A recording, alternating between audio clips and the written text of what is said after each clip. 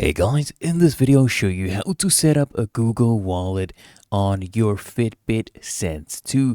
The first thing I want you to do is come here at the bottom left and click on Today, and then come here at the top left, click on your profile icon. From here, I want you to locate your Fitbit Sense 2 and just go ahead and tap on it. From here, select Wallet, okay? And then it'll basically prompt you right here to click on switch to wallet because Google Wallet is now available for our device. Just tap on that.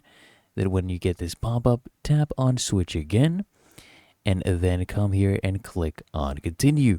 They'll actually prompt you to put a 4-digit PIN for use in our Google Wallet for our watch. Now come here, click on set PIN, enter your 4-digit PIN code. There you go. And now you basically are able to add a payment method. Okay.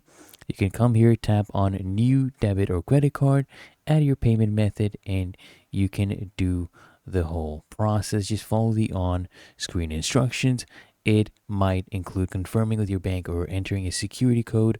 Once verified, your card will be ready to use and your Google Wallet will now be active on your Fitbit Sense 2.